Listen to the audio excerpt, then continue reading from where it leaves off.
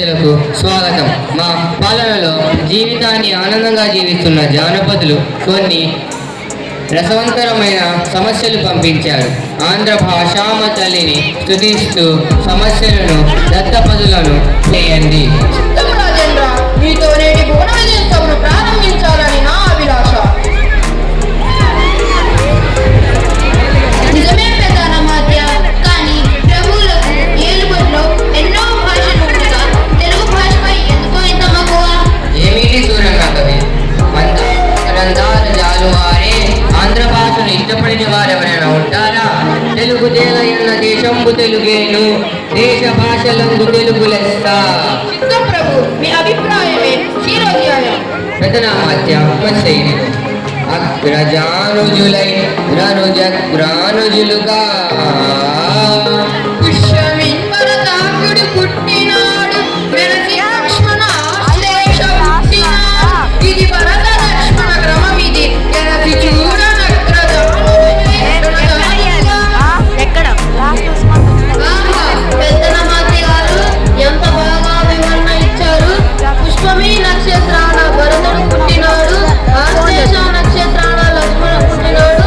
అయినా లోక వ్యవహారంగా రామ లక్ష్మణ భరత చిత్రాలని ఎంత బాగా వివరించారు.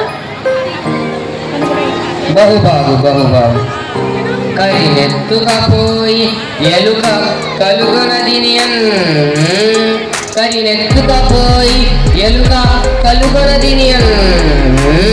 దీనిని అర్థవంతంగా పూరించండి పట్టుమూర్తి గారు.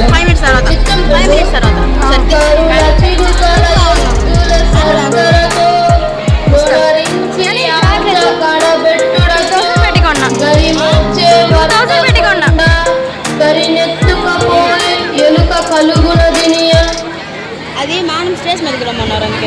ఆహా, ఎంత అద్భుతం! ఎలుక తన రంధ్రంలోకి తీసుకువెళ్ళడమా? ఒక వ్యాపారి చక్కెరతో ఏలకలు, ఎద్దులు, ఏనుగులు తయారు చేసి పగలంతా అమ్ముకొని సాయంత్రానికి ఒక ఏనుగు బొమ్మను మర్చి అన్ని సర్దుకొని పోగా ఆ ఏనుగును ఎలుక తన రంధ్రంలోకి తీసుకువెళ్ళడమా? ఆహా, ఏమి ధన్యుడు! బహుబాగు ముద్దు పలుకుల ముక్కు తిమ్మన్న కవి అందుకోండి. గాడిద ఏచెన్ గదన్న ఘన సంపన్న. దీనిని అర్థవంతంగా పూరించండి. ఆడిన మాటలు తప్పిన గాడిద కొడుకంచు తిట్టగా విని అయ్యో వీరా నా కొడుకని ఒక గాడిద ఏడ్చేం కదన్న ఘన సంపన్న. తిమ్మన్న గారు ఏం చెప్పారు?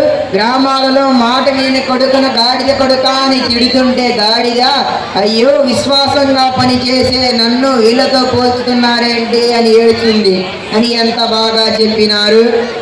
ధన్యుని ప్రభు. ఆహా, దూర్జటి తిమ్మన్న కవి లోకరీతి భయం లేకుండా చెప్పినారు.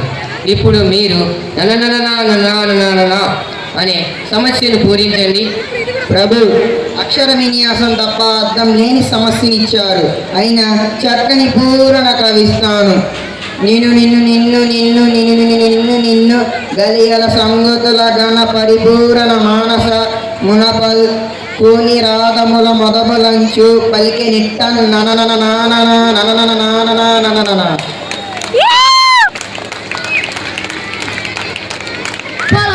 శ్రీకృష్ణేశ్వర వరప్రసాదైన దూర్జటి పొలంలో పని చేసుకుంటూ కూలీ రాగాలు తీసే పాటలను గౌరవనీయంగా తెలిపినారు. ధన్యులు.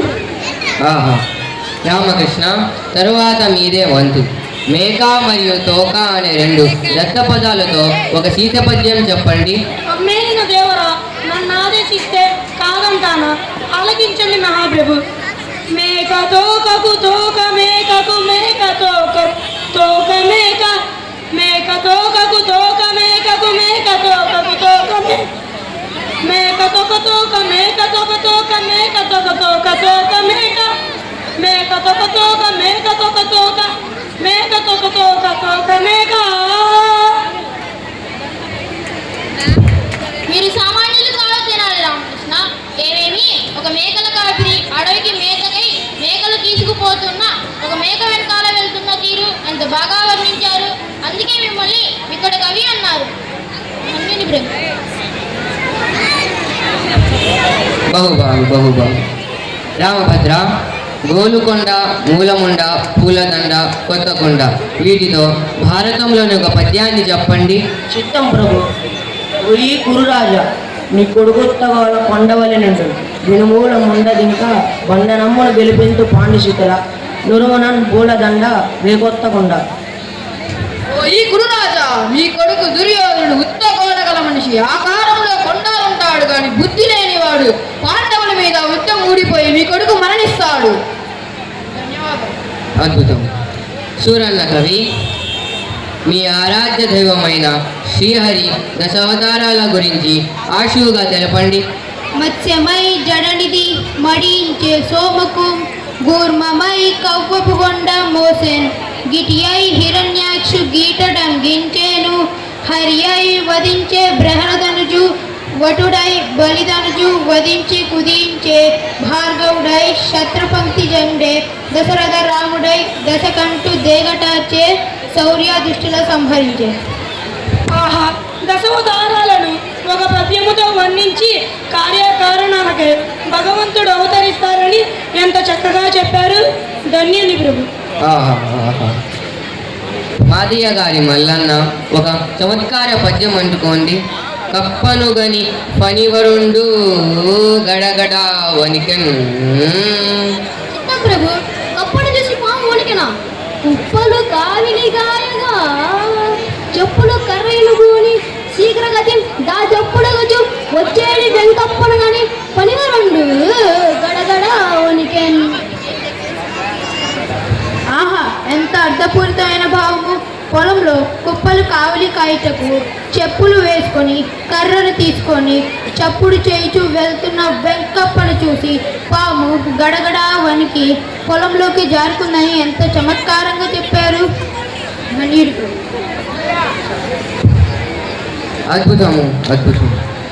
అష్టదిగ్గజ కవులారా, నా కీర్తిని భూప్రపంచానికి వ్యాపింపజేసిన మీ పద్యపురణకు సంతోషం. మహాప్రభు, వచ్చే దారిలో ఒక జానపదుడు నాకు సమస్యనిచ్చారు. మీరు అనుమతిస్తే మీకు ఇస్తాను. తప్పకుండా పెద్దల మధ్య కొందరు పాండితీ ధనులు, కొందరు నాగరికుల్ వదావదుల్, కొందరు చాతురీ ప్రియులు, కొందరు నీతికి భూతికి సిద్ధిహస్తులు, కొందరు నాయకుల్ మరియు కొందరు గాయకుల్, అందరూ నందరే మరియు నెందరే ఎందరందరే. సభలో కొందరు పండితులు, నాగరికులు, గాయకులు, కొందరు నేతలు, అందరూ గొప్పవారే అని ఎంత సమన్వయంతో అంగీకరించారు ప్రభు. ధన్యుని ప్రభు. కవి పండితులారా, మీ సమస్యల పూర్ణలతో పద్యగానంతో మేము ఎంతో సంతోషించాము. సభికులకు కృతాంజలి. స్వస్తి.